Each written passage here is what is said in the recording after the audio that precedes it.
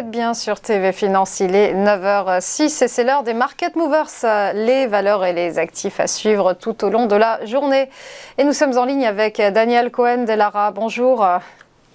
Bonjour Roselyne. Vous êtes président de l'AFAT. L'AFAT, c'est l'association française des analystes techniques. Je vais y arriver. Oui, Daniel, on va Daniel commencer par Stoxx 600, Travel & Leisure.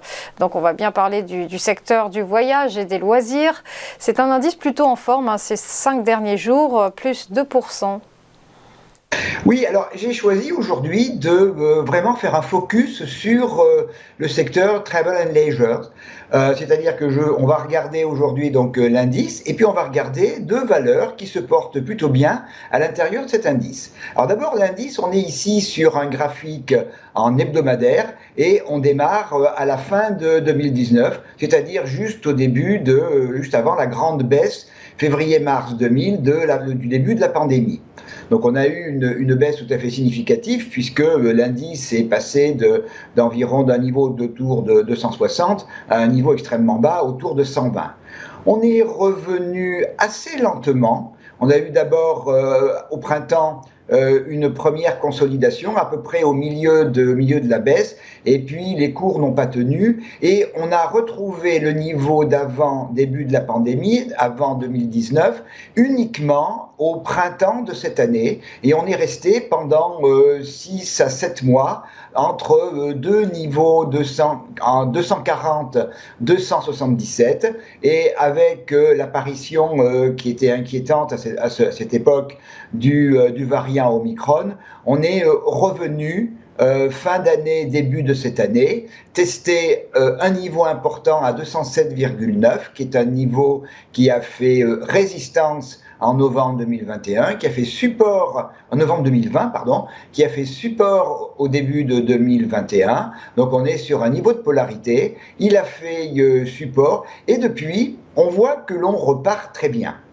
Alors, j'ai mis 3 moyennes mobiles. Ces moyennes, je les ai également mises sur les actifs qui vont suivre, même si ceux-là sont en daily, là on est en weekly, il ne faut pas comparer, mais on est sur 3 temporalités intéressantes, donc un exponentiel 34, une moyenne mobile 65 périodes et la moyenne mobile 200. On voit que, premièrement, la moyenne mobile 200 a été franchi il y a à peu près 3 semaines. Et ce franchissement s'est fait avec l'ouverture d'un gap. Même si le gap est petit, un gap c'est un gap.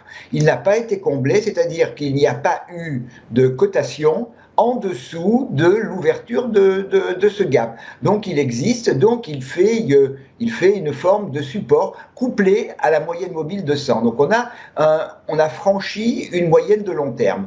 Par contre, nos deux moyennes mobiles 65 et exponentielle 34 se croisent à un niveau qui est aussi un niveau important, qui est 242,5. C'est donc le niveau de croisement des deux moyennes mobiles et c'est un support du mois de juillet de l'année dernière.